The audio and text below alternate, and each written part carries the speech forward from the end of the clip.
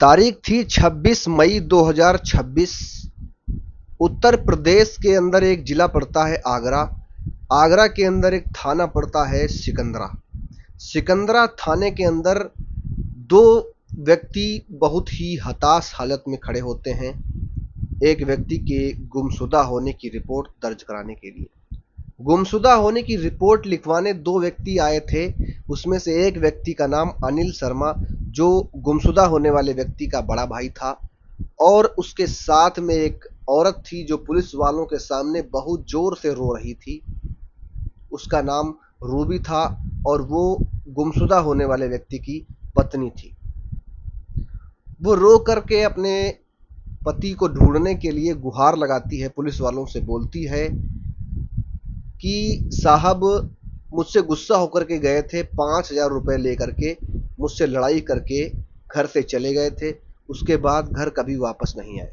साहब जल्दी से जल्दी मेरे पति को ढूंढ दो। इतना नाटक करती है वो औरत, रोती है, गिड़गिड़ाती है, पुलिस वालों के सामने रो रो करके बोलती है, कहती है कि साहब मेरे पति को ढूंढ के ला दो। लेकिन पुलिस वालों को क्या पता था कि जिसको ढूंढना है वो व्यक्ति इसी औरत के पैरों तले दबा हुआ है। नमस्कार, मैं सत्यम राजपूत। आज की सच्ची घटना है। उत्तर प्रदेश के अंदर एक जिला पड़ता है आगरा, उसके अंदर एक थाना पड़ता है सिकंदरा, जिसमें एक ऐसी घटना घटित हो जाती है जिसको सुन के आप हैरान हो जाएंगे। और समझते हैं, पूरी सच्चाई को जानते हैं। बने रहिए हमारे वीडियो में। चलिए शुरू करते हैं। कहानी शुरू होती है 2010 से। राजस्थान का रहने वाला सुरेंद्र कुमार शर्मा, जिसकी शादी इटावा की रहने वाली रूबी शर्मा से हो जाती है। फिर पिछले 9 सालों से ये दोनों लगभग आगरा के अंदर ही रह रहे होते हैं, रेणुका धाम कॉलोनी में। इनके 2 बेटियां भी होती हैं। एक बड़ी बेटी 13 साल की थी और एक छोटी बेटी 9 साल की थी। बड़ी बेटी का नाम रिद्धि और छोटी बेटी का नाम सिद्धि था।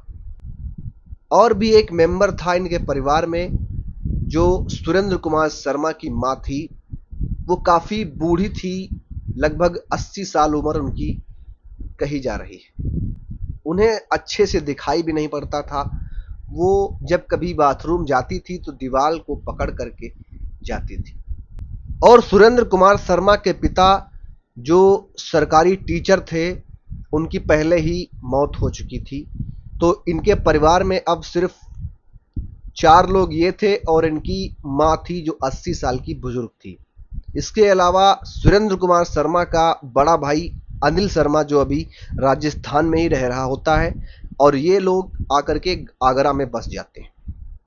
सुरेंद्र कुमार शर्मा के भाई अनिल शर्मा और मीडिया रिपोर्ट के मुताबिक ये कहा जाता है कि सुरेंद्र कुमार शर्मा और उसकी पत्नी रूबी के बीच अनबन रहती थी, अच्छी बनती नहीं थी। और ये भी बताया जा रहा है कि सुरेंद्र कुमार शर्मा को शराब की भी लत थी।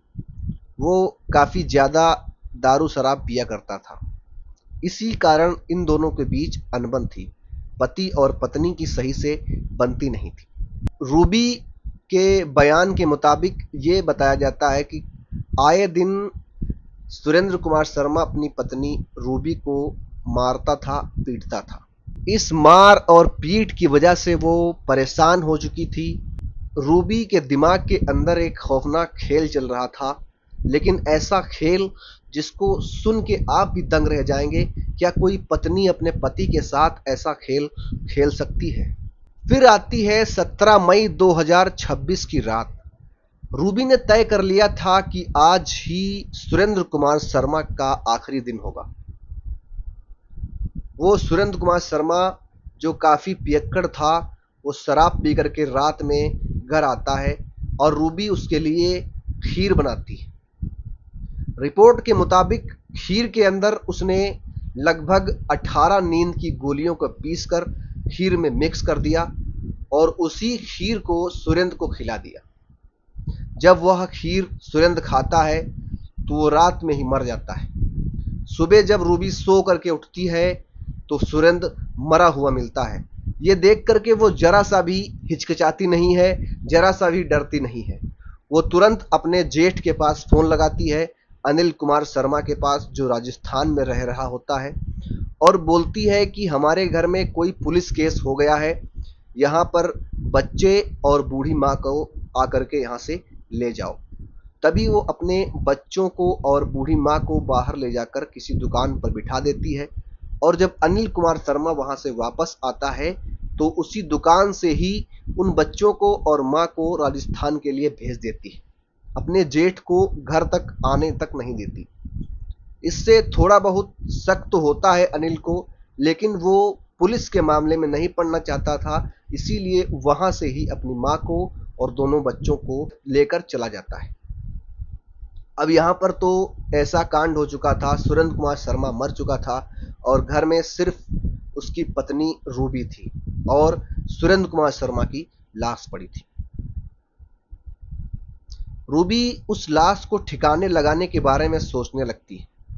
सोचते सोचते उसके दिमाग में ऐसा खौफनाक मंजर, ऐसा खौफनाक सोचती है वो, जिसको आप कभी नहीं सोच पाएंगे। सोचते सोचते इतना गलत सोच लिया उसने, जाकर के फावड़ा लाती है और अपने बाथरूम के अंदर फर्श को तोड़ती है और फर्श को तोड़ने के बाद गड्ढा खोदना स्टार्ट कर देती है। लगभग 4 से 5 फीट का गड्ढा वो बाथरूम के अंदर खोदने के बाद लाश को खींच करके उसी गड्ढे के अंदर मिट्टी से पाट देती है। मिट्टी डालने के बाद ऊपर थोड़ी बहुत ईंटें लगा देती है। फिर जब लाश ठिकाने लग जाती है उसके बाद वो खुद ना फंसे इसकी वजह से राजस्थान चली जाती है। जब 8 दिन हो जाते हैं, 10 दिन हो जाते हैं, तब उसका भाई अनिल कहता है कि सुरेंद्र का फोन नहीं आया, क्या हुआ है? तो वो रूबी जो भाग करके यहाँ से राजस्थान गई थी अनिल के पास, अपने बच्चों के पास, वो बोलती है पता नहीं कहाँ गए हैं, मुझसे 5,000 रुपए ले करके गए थे, झगड़ा करके, लड़ाई झगड़ा करके चले गए थे, तब से वापस ही नहीं आए। तब सुरेंद्र कुमार शर्मा के भाई अनिल कुमार शर्मा को चिंता होती है। वो और रूबी को साथ में लेकर के सिकंदरा थाने में पहुंचता है रिपोर्ट लिखवाने के लिए, और बोलता है कि साहब मेरा भाई कहीं गुम हो गया है, वो वापस नहीं आया, लगभग 8 दिन हो गए हैं। तभी पुलिस जो थानेदार होते हैं वो बोलते हैं कि आप रिपोर्ट लिखवा करके लाइए, हम इसको जमा करेंगे, फिर इस पे कार्यवाही करेंगे। थाने की पुलिस कार्यवाही करना स्टार्ट करती है, पूछताछ करना स्टार्ट करती है, पर कोई सुराग नहीं मिल रहा था। लेकिन उसे क्या पता था कि अपने ही पति को मार करके इसने बाथरूम के अंदर तूप दिया है और उसी बाथरूम पर ये रोज नहाती थी। 45 दिन हो चुके थे, अब रूबी के पाप का घड़ा भर चुका था।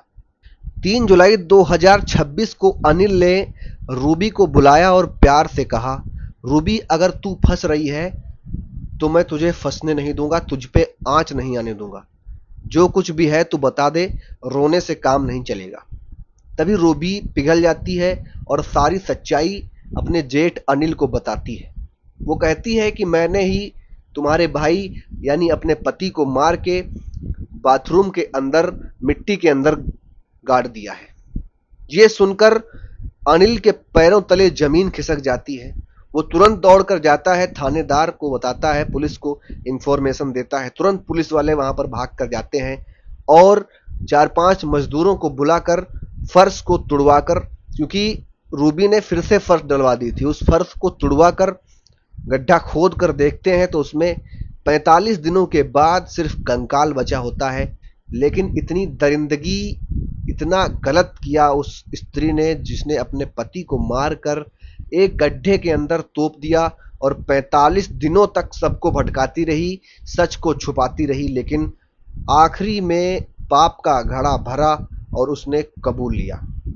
पुलिस ने रूबी को तुरंत हिरासत में लिया और 5 फॉरेंसिक टीम को बुला करके उस कंकाल की जांच की जाएगी और ये पुष्टि की जाएगी कि इसकी हत्या क्यों हुई।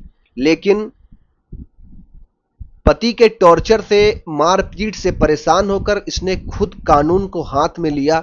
इसकी वजह से इसकी जिंदगी तो अब सलाखों के पीछे ही बीतेगी।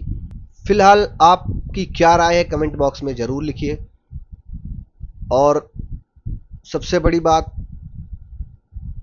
होशियार रहिए, सतर्क रहिए। नमस्कार, जय हिंद, सत श्री अकाल, आदाब।